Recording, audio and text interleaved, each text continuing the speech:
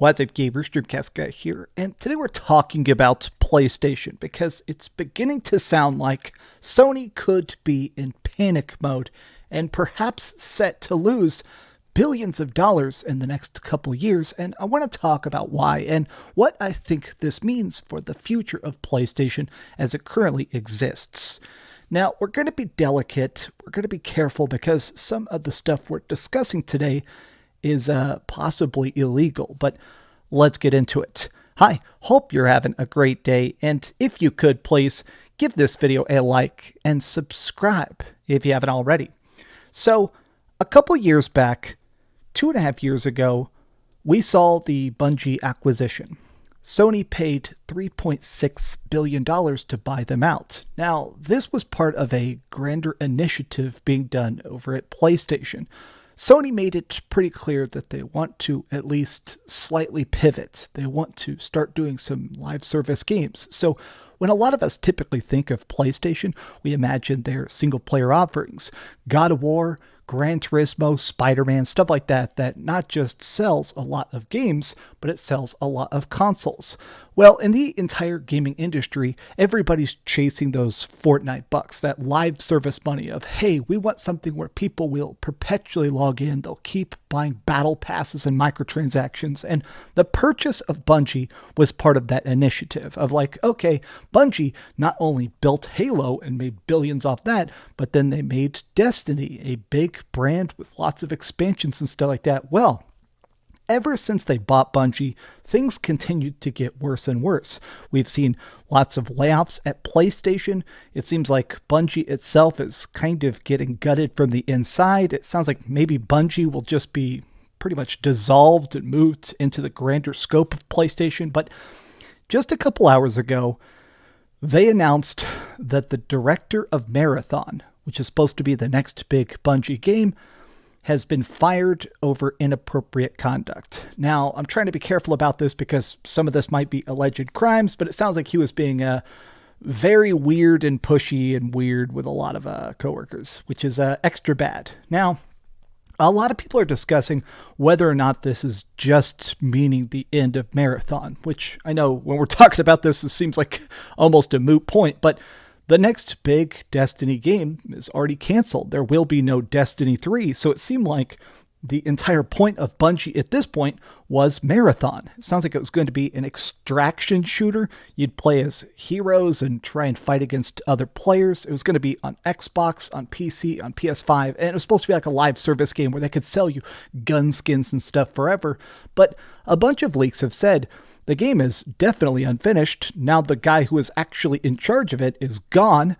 And also, apparently, there's a lot of people that have already had a chance to play it, and apparently the game is just wet dog crap, which is an extra bad sign.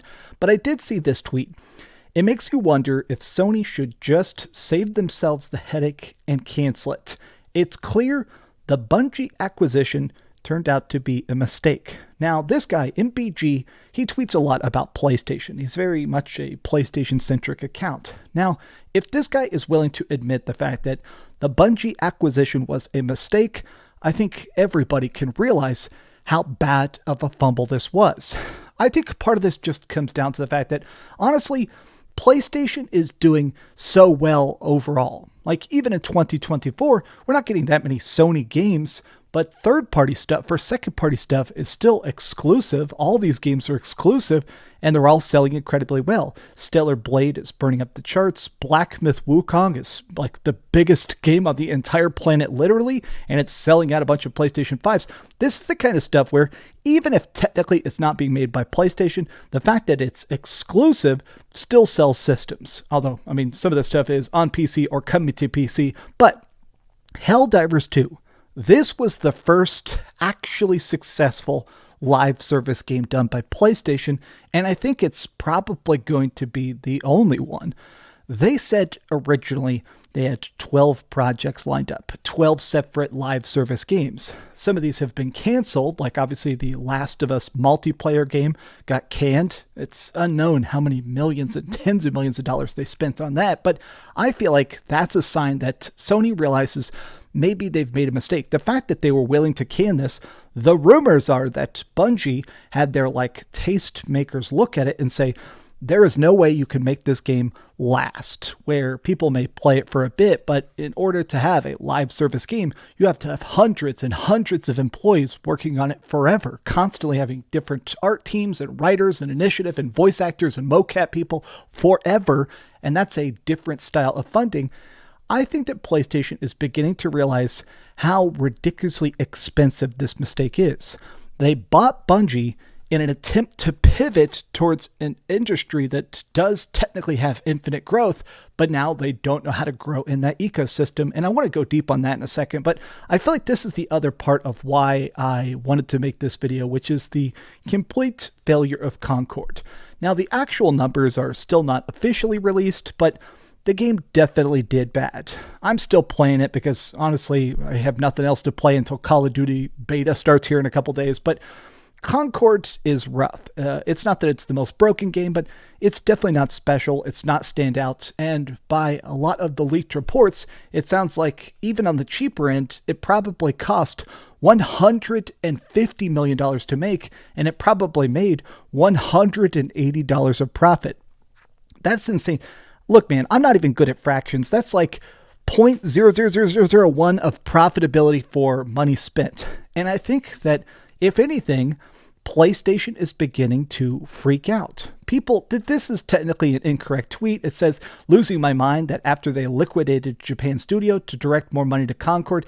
This didn't happen. This is a super viral tweet here, but a lot of people are pointing out that the shutdown of Japan studio was very, very separate from this, but it is weird to think that this is what PlayStation thinks is a good idea. Actually consider that. Disregard even the information of it. I think this does bring up a crazy point. PlayStation's executives sat down and went, okay, what's the future of video games? We're going to keep doing our current stuff. We're still going to do the Wolverine game. We're going to do more Spider-Man spinoffs and stuff like that. Oh yeah, that's another freaking games as a service that got canceled. The Spider-Man live service game also got canned. The Web of Shadows that got leaked and looked really cool.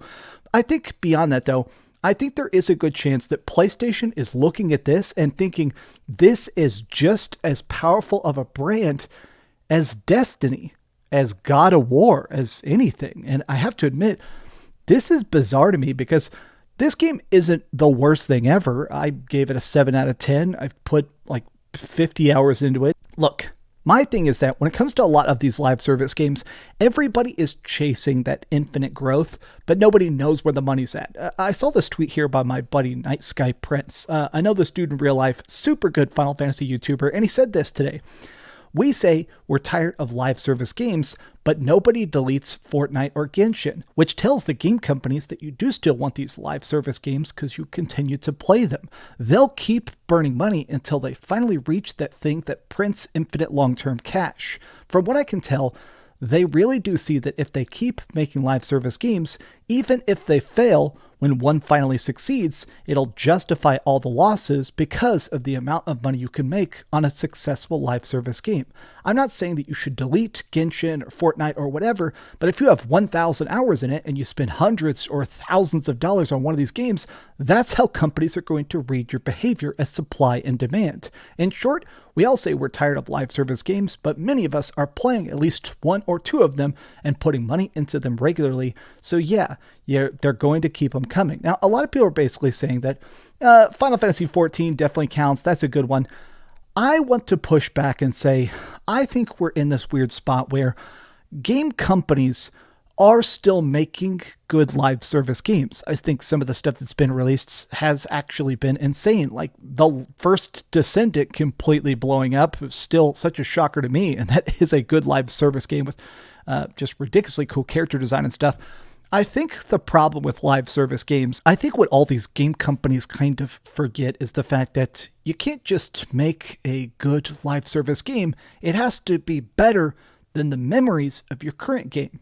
If you're trying to get somebody to quit World of Warcraft to play your new MMORPG, it can't just be better than World of Warcraft. It has to be better than their memories, their mounts, their microtransactions that they've already spent.